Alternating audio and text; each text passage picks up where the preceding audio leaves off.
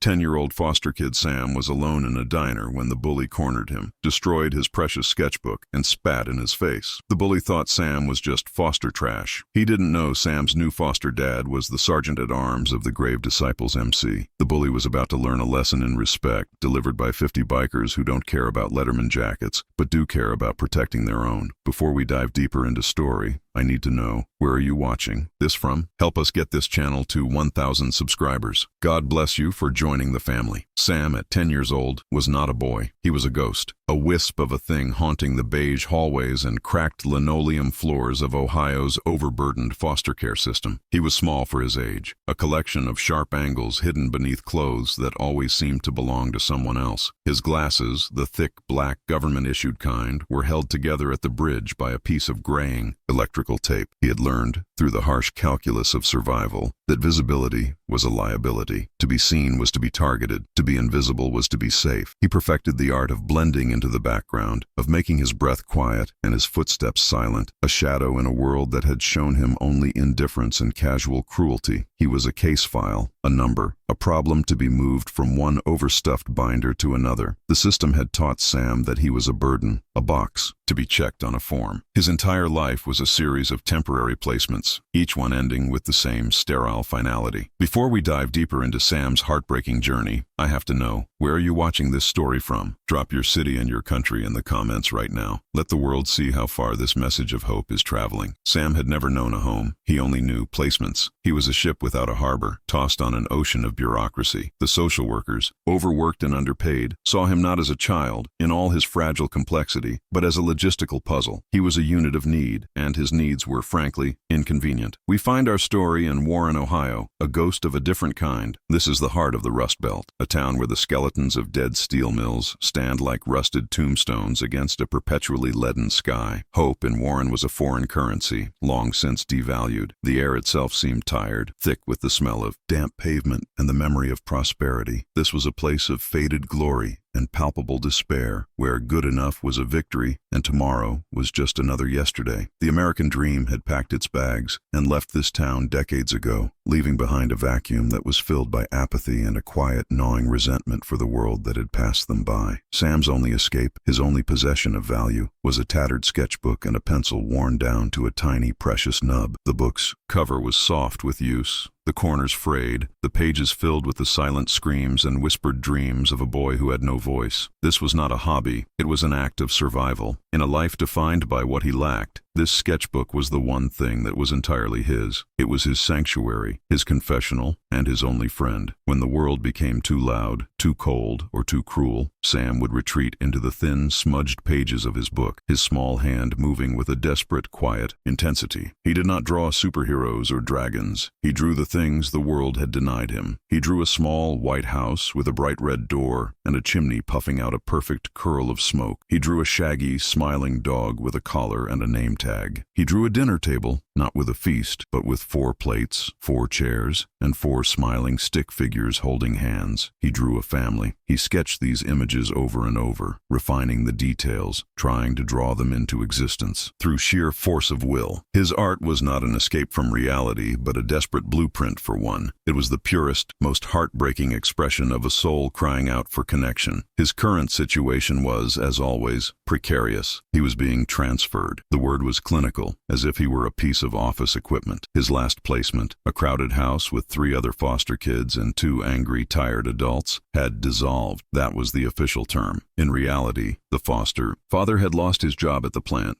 and the small stipend for Sam was no longer enough to justify the space he took up. He was, once again, surplus to requirements. He was packed in 10 minutes, his few belongings fitting easily into a single torn backpack. The system was shuffling the deck, and Sam was just a card, waiting to be dealt. The weight of his loneliness was a physical thing, a cold stone in his stomach. He had learned not to cry. Tears, he'd discovered, only irritated the adults around him. They saw tears as a weakness, a form of manipulation, so Sam learned to swallow them, to turn the grief inward, where it settled and hardened. He was an expert at a young age in the quiet, desperate algebra of human emotion, learning to calculate the precise cost of every word, every glance, every need. He navigated the world with the cautious, weary steps of a soldier in a minefield, knowing that a single mistake could lead to an explosion of anger, or worse, the hollow silence of abandonment. But here is the miracle of Sam. The system had not broken his spirit. It had bent him, it had scarred him, but it had not extinguished the small, resilient flame of his goodness. He was still pure. In a world that had shown him only takers, he was, inexplicably,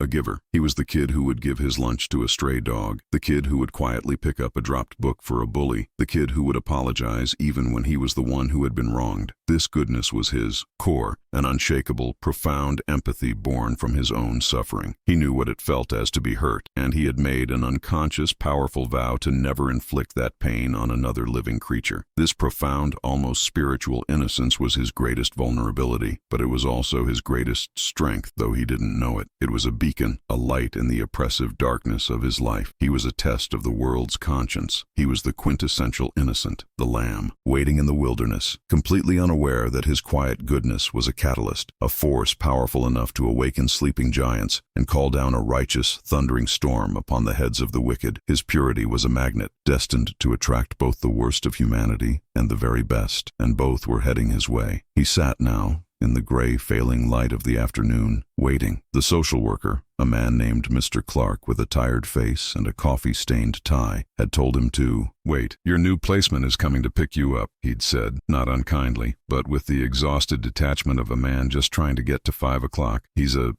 different, Sam, but he's cleared the background checks. Just be on your best behavior." Sam just nodded, as he always did. He expected nothing. He braced himself for the next wave of indifference, holding his backpack on his lap like a shield. He was alone, utterly, completely alone. The world, you see, is built on snap judgments. We look, we categorize, we move on. And when the world looked at Jack Kincaid, known to everyone as Reaper, the world made up its mind in a single, terrified second. Reaper was not a man. He was a monument to intimidation. He stood 6'5", a mountain of muscle carved from a life of hardship. His head was shaved bald, and a thick, braided beard, streaked with gray, fell to his chest. Tattoos snaked up from his collar, coiling around his neck. Stories of a life lived hard and fast. He was the man mothers warned their children about, the shadow in the alley, the walking embodiment of a threat. He wore the uniform of his chosen family, a black leather cut, the sleeveless vest that marked him as a member of the Grave Disciples Motorcycle Club. The back of the vest was dominated by their patch, a grim, defiant symbol that announced their presence long before they arrived. The Disciples weren't a street gang. They were a brotherhood, forged in the fires of foreign wars. Almost every member was a veteran, men who had served in the deserts of Iraq and the mountains of Afghanistan, and who had returned to a country that no longer knew what to do with them. They were outcasts, united by a shared code of honor that the civilian world could never understand. When Reaper rode his Harley-Davidson, the sound was not a mere engine noise. It was a percussive explosion, a deep, thoracic rumble that seemed to tear the air apart. It was the sound of judgment, the sound of a force of nature that refused to be ignored. People in their cars would lock their doors as he passed. Pedestrians would suddenly find a deep interest in shop windows, avoiding his gaze. The police, though they watched him, often left him alone. They knew that to provoke one disciple was to provoke them all, and that was a war no one wanted. Reaper was, by every societal definition, a feared hero, a pariah, a man to be avoided at all costs. But the world, in its hasty judgment, was wrong. Deep beneath the leather, the ink, and the battlefield scars, Reaper was a man of profound, if fractured, honor. He had seen the absolute worst of humanity in combat, and it had left him with a ferocious, unyielding protective instinct for the truly innocent. He had no tolerance for bullies, no patience for predators. He was a sheepdog,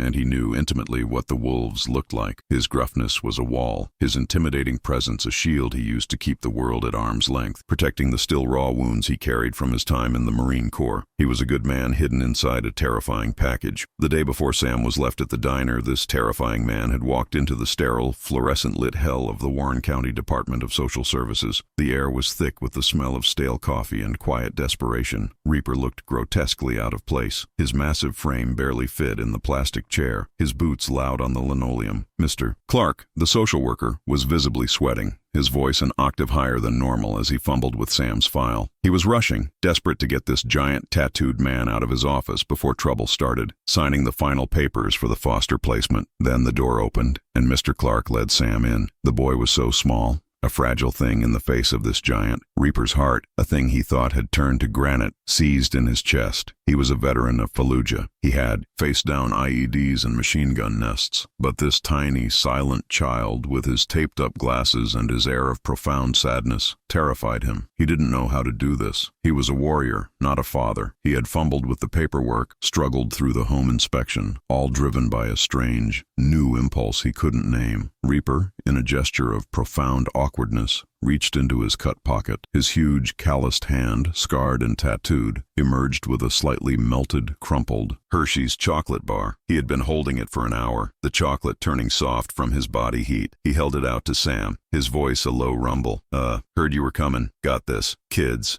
like chocolate, right? He felt like a fool, a giant, clumsy oaf playing pretend. Mr. Clark looked on, astonished, as if he were watching a bear attempt to thread a needle. Sam didn't recoil. He didn't flinch. This was in itself an act of incredible bravery. Most adults flinched from Reaper. Sam just looked. He looked past the beard, past the tattoos on his neck, past the intimidating vest. His eyes, large and serious behind the taped lenses, scanned the man who was to be his new guardian. He saw the Grave Disciples patch, the USMC veteran rocker, the various other patches that told the story of Reaper's life. He was assessing the threat, the way he had learned to do in a dozen other homes. His gaze was steady, unnervingly perceptive. Then, Sam's eyes locked onto one specific faded patch on the breast of Reaper's vest. It was small, an olive drab square with an embroidered emblem. It wasn't the flashy club insignia. It was the eagle, globe, and anchor of the United States Marine Corps. Sam's gaze fixed on it, his expression unreadable. He remained silent, but his focus was total. He had seen that symbol before, in a box of old folded papers that belonged to a life he could barely remember. It was a ghost, a fragment of a memory he couldn't quite grasp. After a long, heavy silence, Sam finally moved. He didn't reach for the chocolate bar. Instead, he raised one small, trembling finger and pointed directly at the Marine Corps patch. His voice, when it came, was barely a whisper, a dusty, unused sound. "My dad," he said, his voice cracking with the effort of speaking. "My first dad, the one in the picture. He had that bird. He was a Marine, too." He said it not as an accusation or a question, but as a simple, profound statement of fact. A connection. In that instant, the entire universe shifted for Jack Reaper Kincaid. The walls of the office, the sweating social worker, the ticking clock, it all faded to a dull roar. This wasn't a foster kid. This wasn't a placement. This wasn't an act of charity. This was the orphan of a fallen brother. This was a sacred duty, the unspoken code of the Corps. A bond thicker than blood roared to life inside him. He was no longer just a foster parent. He was a guardian. He was a protector. He was, in a way he had not been since the war, a Marine with a mission. Reaper's eyes, which had been hard and cautious, suddenly softened. The ice around his heart cracked. He looked at this small, brave boy who had faced him without fear, and he saw not a stranger, but a reflection. He saw a fellow survivor. He knelt. A truly shocking act. The giant biker knelt on the dirty floor of the social services office, bringing his eyes level with Sam's. The movement was stiff, his knees popping, but he did it. He was now eye to eye with the boy. "Yeah, kid," Reaper said, his voice thick with an emotion he hadn't felt in years. "He was, and that means he was my brother, and that makes you my family. You understand?" He wasn't asking. He was making a declaration, a vow. He was sealing a contract written in the shared blood and sacrifice of the Corps. This small, broken boy was no longer an orphan. He was the son of a Marine, and he was now under the protection of the Grave Disciples. Sam just stared. The concept of family, a foreign language he was only just beginning to decipher. He slowly reached out and, instead of taking the chocolate, he lightly touched the patch on Reaper's chest. It was the first time Sam had initiated physical contact with anyone in years. For Reaper, that small, trusting touch was like a grenade going off in his chest. It shattered every wall he had ever built. It was a profound, world-altering act of pure, innocent kindness, a recognition that pierced through the armor. Reaper gently took Sam's hand. His massive paw completely engulfed the boy's. "All right," he said, standing up, his voice all business again, though the thickness remained. "Let's get out of this dump." He nodded to Mr. Clark, who was staring, dumbfounded. "The paperwork is done. He's with me now." He had arrived as a foster parent. He was leaving as a father. This bond, forged in a shared, hallowed symbol, was absolute. It was the inciting incident, the chemical reaction that would change everything. Reaper, still holding Sam's hand, led him out of the building. The act of kindness, the incidente incitante, was not a grand gesture. It was a whispered sentence. It was a pointed finger. It was the recognition of a shared tribe. Sam had, with just a few words, reminded Reaper of who he was, and Reaper, in turn, had just made a silent, unbreakable promise to this child. "The world will never, ever hurt you again. Not while I'm breathing." It was a promise he was about to be tested on, far sooner than he could have ever imagined. The next day, we find Sam in the Comet Diner. It's a classic American diner, or at least it had been, back when Eisenhower was president. Now, it was a museum of decay. The red vinyl on the booth seats was cracked and patched with silver duct tape, exposing the yellowed foam beneath. The jukebox in the corner was dark, a silent tomb of forgotten 45s. The air hung heavy with the smell of old coffee, stale, grease, and the faint, sweet scent of bleach. The fluorescent lights buzzed, casting a sickly, flickering pallor on everything. This was not a place of comfort. It was a waiting room. Reaper had brought Sam here directly from the social services office, a brief stop before heading to the clubhouse, which would be Sam's new home. Reaper, in his awkward attempt at fatherhood, was trying to make this a good first day. "Gotta make a call," he rumbled, standing from the booth. "To my brothers. They're on their way. They're all real excited to meet you, Sam." He was trying to frame the impending arrival of his motorcycle club as a party, not an invasion. He trusted Sam, but he didn't trust the world. Leaving him alone, even for a second, felt wrong. He put a crumpled $20 bill on the table. "Order anything you want. I mean it. The strawberry milkshake here," he said, leaning in conspiratorially. "It's legendary. I'll be right outside. I'll be able to see you through the window." He gave Sam a clumsy pat on the shoulder, a gesture that was both tender and terrifyingly strong, and then his massive frame exited the diner. Sam was left alone in the booth, the $20 bill looking impossibly large next to his small hands. He picked up the plastic-coated menu, though he couldn't really read it. He was too busy clutching his sketchbook to his chest. "This is the first failure of the system. Reaper, the hero, has left the innocent vulnerable. He did it for the right reasons, to call his brothers, to prepare a welcoming party, but his absence creates the vacuum, and as we all know, a vacuum in nature, and in human nature, is always filled." Sam, sensing his isolation, pulled out his sketchbook. It was his shield, his comfort object. He began to draw, not the diner, but the black, gleaming Harley-Davidson he had ridden on to get here, its chrome pipes shining. He was trying to draw himself into this new, strange, and loud world. Enter the true villain, not a biker, not a warrior. The villain is Chad, 17 years old, the all-American monster. He's the captain of the Warren High football team, his future as bright and polished as his father's BMW. He's wearing his blue and gold Letterman jacket as if it's a suit of armor, granting him dominion over all he surveys. With him are his two shadows, fellow players who live in his orbit, basking in his reflected glory. To Chad, the world is simple. There are winners, like him, and there are losers, freaks, trash. He lives by a code of casual, privileged cruelty. Chad and his friends swagger into the diner, laughing too loudly, shoving each other. They are the apex predators of this small-town ecosystem. Their eyes scan the room, and they spot Sam. They see the small, skinny kid, the taped glasses, the tattered clothes, but most of all, they see him alone. He is an easy target, a pathetic creature. For Chad, who is bored and filled with the restless, toxic energy of his age, this is an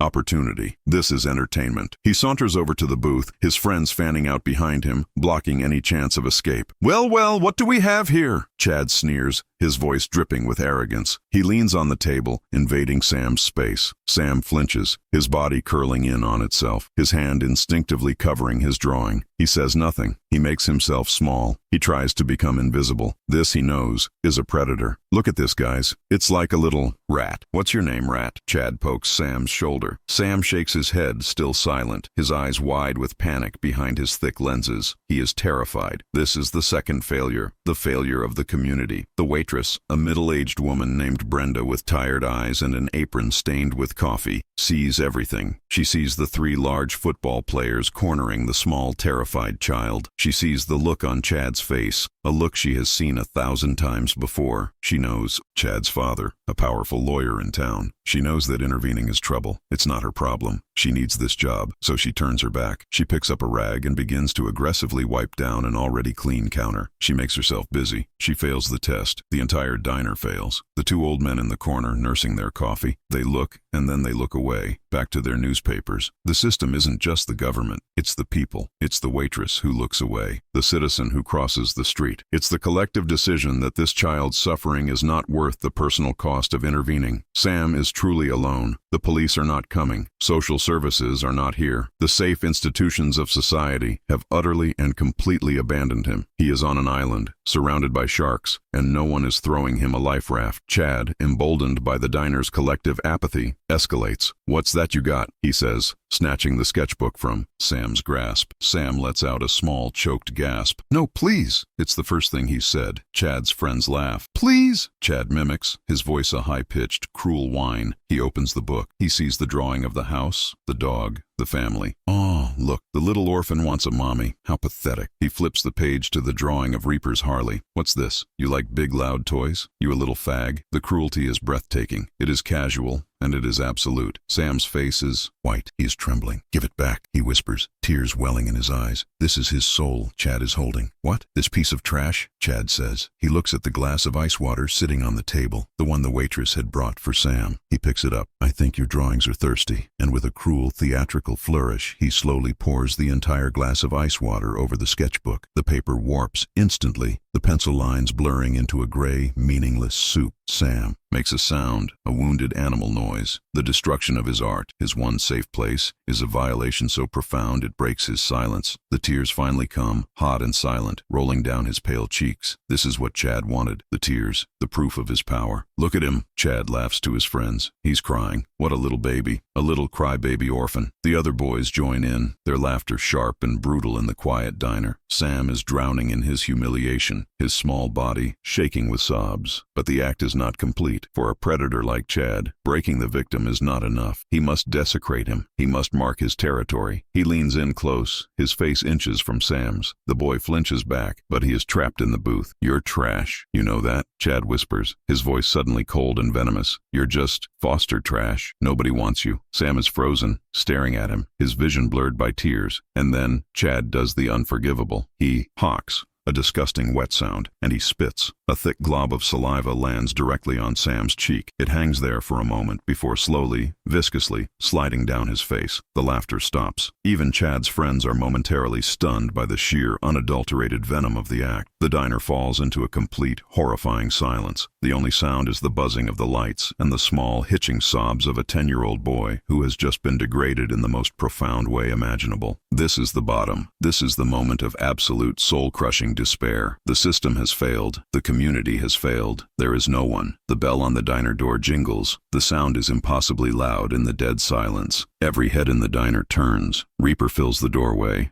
his phone still in his hand, a small smile on his face from his call. "Good news, kid," he starts to say, his eyes adjusting to the dim light. "The guys are—" and then he stops. The words die in his throat. His smile evaporates, replaced by a mask of cold, sudden nothing. He sees the 3 football players. He sees the ruined, soaking sketchbook on the table. And then he sees the line of saliva, still glistening, on his son's face. The air in the diner doesn't just get cold, it gets vacuum-sucked. Every molecule of warmth and oxygen is gone. Reaper's eyes, the eyes that had softened for Sam, turn into 2 chips of black ice. He doesn't roar. He doesn't yell. He does something far, far more terrifying. He slowly, deliberately, slides his phone back into his pocket. He takes one measured step into the diner. He is no longer Jack Kincaid, the awkward foster dad. He is Reaper, the sergeant-at-arms of the grave disciples, and he has just witnessed an act of war. Chad, arrogant and stupid, still hasn't processed the danger. He sees the giant biker and he smirks, his bravado still intact. "What's up, old man?" he sneers, trying to impress his friends. "You come to pick up your little pet. He's broken." It is a fatal, catastrophic miscalculation. He has no idea what he has just done. He has no idea who he has just provoked. He has just spat in the face of a king's son, in full view of the king. And he has done it at the exact moment the king's army was pulling into the parking lot. Reaper doesn't even look at Chad. He doesn't acknowledge his existence. His eyes are locked on Sam. He takes another step and another. His boots on the linoleum sound like hammer blows, like a judge's gavel. Each step is a promise. Each step is a verdict. The two boys behind Chad are starting to realize their fake smiles are gone. They are looking at Reaper and then at the door, calculating escape routes. They're beginning to understand. Chad, in his magnificent protected bubble of privilege, is still clueless. He is still the hero of his own story. But then, the sound begins. It starts low, a distant rumble, like a coming thunderstorm. The two old men in the corner look up from their papers, confused. The waitress, Brenda, stops wiping the counter. The sound grows. It's not thunder. It's deeper. It's mechanical. It's the sound of a dozen, then 24, then 50 V-twin engines, all turning onto the same street, all heading for the same place. The windows of the Comet Diner begin to vibrate. The coffee in the pots begins to ripple. The ground itself seems to tremble. Reaper stops, halfway to the table. He's not surprised. He called them. He just didn't know they would be arriving for a battle. He turns his head slowly and looks out the front window. A river of chrome and black steel is pouring into the parking lot. Harley-Davidsons, dozens of them. They are not parking neatly. They are surrounding the diner. They are blocking the exits. They are forming a perimeter. This isn't a visit. This is a deployment, a rapid response force. The grave disciples have arrived, and they are here for their brother. The first bike cuts its engine, and the sudden, relative silence is broken by the heavy thud of biker boots hitting asphalt. Then another and another. The door to the diner is pushed open, and it does not stop opening. One by one, then in pairs, the grave disciples flood the Comet Diner. They don't just enter, they inundate the space. They are a wall of leather, denim, and sun-scorched skin. These are not weekend warriors. These are men who have lived hard, and the evidence is written on their faces, in their scars, on their knuckles. They are an army, and they fill every inch of available space. The diner's other patrons, the two old men, a family in the corner, are frozen in absolute terror. They are trapped. The air, already thin, is now thick with the smell of road dust,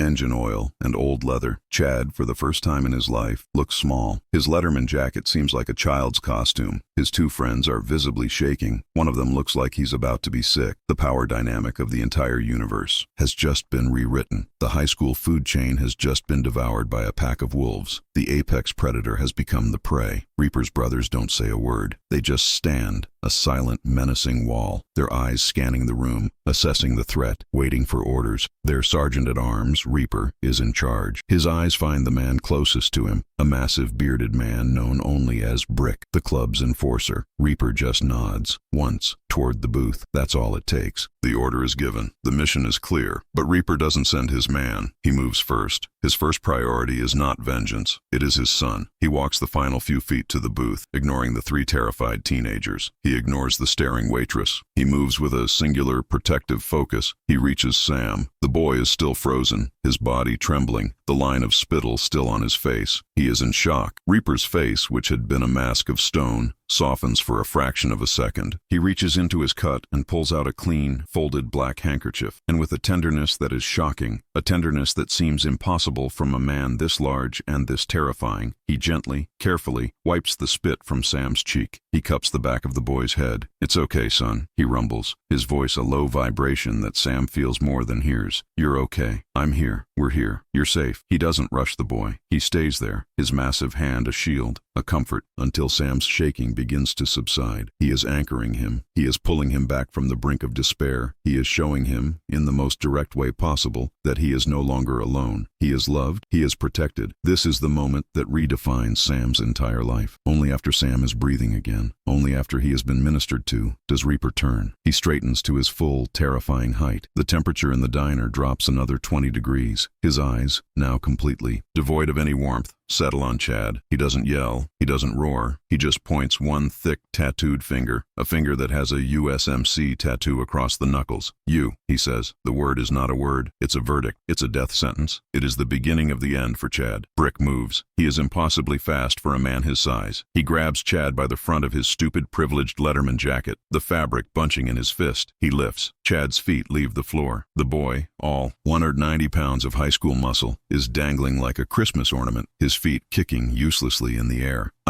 I'm sorry," he squeaks, his voice a pathetic, strangled sound. His whole body is shaking. He has just learned, in the most visceral way possible, that his father's money and his high school status are utterly, completely worthless in this moment. Sorry? Reaper's voice is dangerously calm. He walks up to the dangling boy, close enough that Chad can smell the coffee on his breath. You're sorry? You put your filth on my son. He doesn't say spit. He elevates it. It's filth. It's a defilement. You destroyed his property. He gestures to the ruined sketchbook. You humiliated him, and you did it because you thought he was alone. You did it because you thought no one would ever hold you accountable. You thought you were the baddest thing in this town. Reaper leans in closer, his voice dropping to a whisper that every single person in the silent diner can hear. Here's your lesson for the day, boy. There's always a bigger fish. Chad is crying now, openly. Tears and snot are running down his face, a beautiful karmic echo of the tears he caused Sam. He is a pathetic, broken creature. His two friends have their hands up, as if at gunpoint. We didn't do anything, one of them stammers. We just... Brick's head snaps toward him. Shut up, he growls, and the boy's mouth slams shut. Reaper looks at the sniveling, dangling Chad. He looks at his tear-streaked face, and he feels nothing. No, not nothing. He feels a cold, righteous satisfaction. This is justice. This is the rebalancing of the scales. The world has been tipped back into alignment. He knows he can't kill him. He knows he can't even break him. Not physically. The grave disciples live by a code, and that code doesn't involve beating up children, even monstrous ones. But the code absolutely demands that honor be satisfied, and that humiliation be answered. He turns to the other bikers who are watching with grim approval. He's scared, Reaper announces. He's scared, and he's sorry, but he hasn't paid. He looks back at Chad. You're going to apologize. You're going to apologize to my son, and you're going to do it right. Brick shakes him like a dog with a rat. You hear him? Chad nods frantically, his head bobbing. Yes,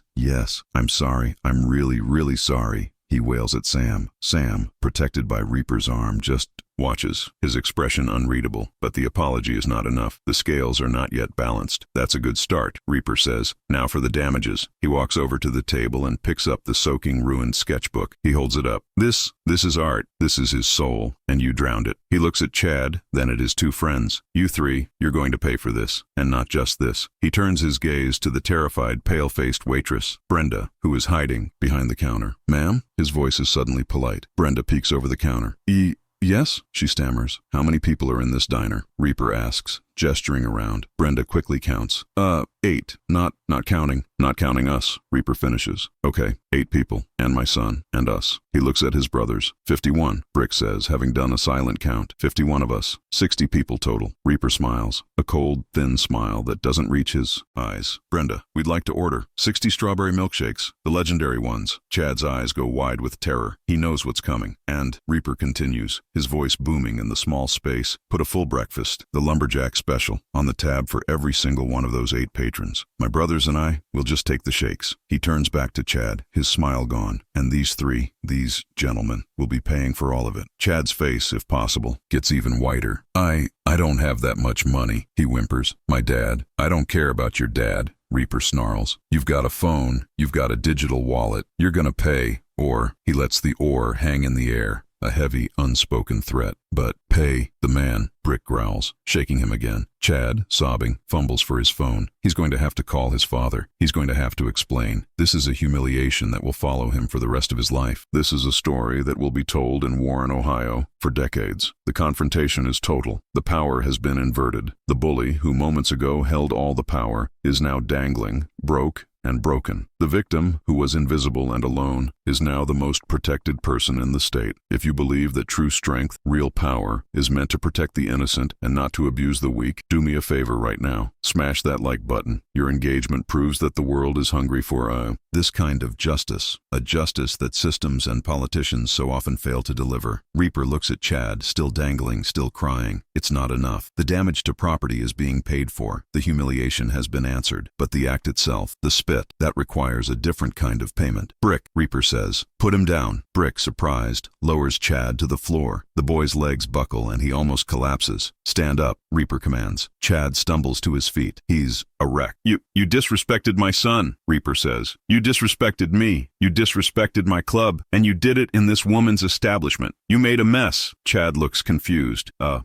mess? You did, Reaper says. He points to the floor where the ice and water from the sketchbook have puddled. And when you make a mess, you clean it up. Brenda, can I get a mop and a bucket? Brenda, seeing her opening, her chance for redemption, nods. Yes, sir. Right away, sir. She scurries to, the back and returns with a dirty mop and a bucket of gray sudsy water. She hands it to Chad. The boy just stares at it, dumbfounded. Clean it, Reaper orders. What? Clean it up, and not just that spot. This whole floor. It's filthy. The football captain, the king of the school, the rich kid, is handed a mop in front of the entire diner, in front of a wall of bikers. He looks to his friends. They are frozen, staring at him. He looks at Reaper. Reaper's face is granite. There is no appeal. There is no negotiation. Slowly, his hands shaking, Chad Kincaid, the town's golden boy, takes the mop, and as 50 bikers watch him, he starts to clean the floor. The catcalls start immediately from the disciples. Put your back into it, princess. You missed a spot, sweetheart. Don't quit your day job, kid. The humiliation is absolute. It is complete. It is, in a word, perfect. The catharsis in the diner is a palpable thing. It's a massive collective sigh of relief. The tension doesn't just dissipate. It's annihilated, replaced by the bizarre, surreal scene of a high school jock awkwardly scrubbing linoleum while 50 bikers watch him like a hawk. The two old men in the corner are now grinning. The family in the other booth, their fear replaced by a kind of awestruck wonder, is watching the show. The problem of the bully hasn't just been addressed. It has been solved. Chad will never, ever bully anyone in this town again. His power, which was built on a foundation of fear and privilege, has been publicly dismantled. The resolution is Esmagadora. It's not just that the bully was stopped, it's that he was unmade. His identity was stripped from him. Reaper watches him for a moment, then turns his back, a gesture of ultimate dismissal. Chad is no longer a threat. He's a janitor. Reaper turns his attention back to what matters. He slides into the booth, his massive frame creating a protective wall around Sam. He pulls the boy close, and Sam, for the first time, doesn't flinch. He leans into Reaper's leather vest, inhaling the scent of road and engine oil, and for the first time in his life, he feels an emotion he can't name. It is the feeling of being safe. The milkshakes arrive. Brenda, the waitress, is now working with a speed and efficiency she hasn't shown in years. She's smiling. She's a part of this. She brings a tray with the first 4 shakes. She places one with a napkin and a straw directly in front of Sam. Here you go, honey, she says, her voice thick with a new, maternal warmth. She finally sees him. She sees the boy, not the problem. Sam looks at the tall, pink, sweating glass. He looks at Reaper. Reaper nods, a small smile playing on his lips. Go on, son. It's legendary, remember? Sam picks up the straw and takes a sip. His eyes close. It's a small moment of pure, unadulterated childhood joy. The rest of the milkshakes are passed out. The bikers, who minutes before had been an invading army, are now just customers. They are loud. They are laughing. They are teasing Chad, who is now miserably wiping down the tables. They have transformed the Comet Diner from a place of despair into a fortress of joy. They have claimed it. They are holding court. And at the center of the kingdom, sitting on the throne, a cracked vinyl booth, is Sam. One of the bikers, the one called Brick, takes off his own grave disciple's bandana and with a surprising gentleness ties it around Sam's small bicep. You're one of us now, kid, he grunts. Sam is honored. He is given a title. He is no longer foster trash. He is family. He is the club's new mascot, their prince. Each biker, as they get their shake, stops by the booth to pay their respects. They ruffle his hair. They give him fist bumps. They introduce themselves. I'm Padre. I'm Silent. I'm Doc. He is being welcomed into a tribe, a brotherhood of men who have seen the worst the world has to offer and have decided to face it together. He is no longer an island. He is part of a continent. The community is forced to reevaluate. The other patrons in the diner are watching this transformation. They see these scary men, these thugs, these outlaws, and they are seeing them with a tenderness and a loyalty that is almost biblical. They are seeing them protect a child, pay for strangers' meals with a bully's money, and honor a small, broken boy. The prejudice, the fear that they felt an hour ago,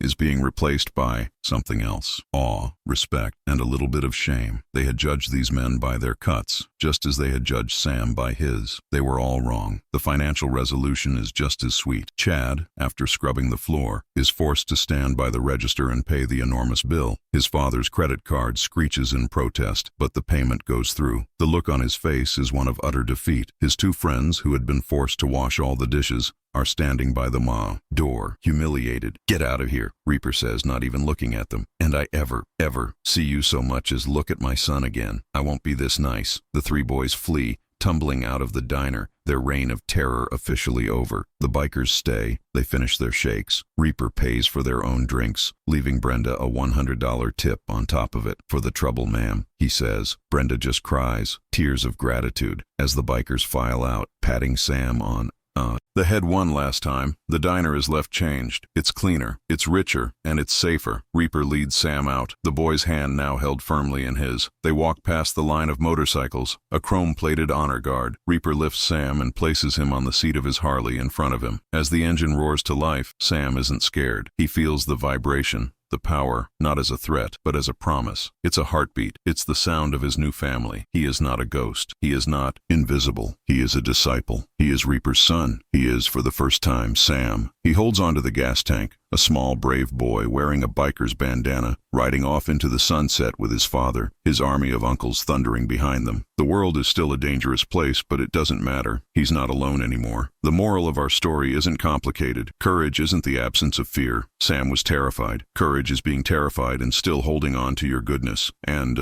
family. Well, family isn't about blood. It's not about who you're born to. It's about who shows up. It's about who stands between you and the darkness. It's about who wipes the spit from your face and tells the monsters that you are not and will never again be alone. It's about who rides for you. We live in a world that often feels cold and indifferent, a world where the systems designed to protect us often fail, and where good people look away. We are told that heroes are a fantasy, that they don't exist in the real world. But they do. They are all around us. They just don't always look the way you expect. They don't always wear shining armor. They don't always wear capes. Sometimes they wear leather. Share this video with someone who needs to be reminded that heroes are real and that family is the one you fight for. And let me know in the comments, what's the most heroic act of kindness you've ever witnessed? I'll be reading. Until next time, stay safe and look out for each other.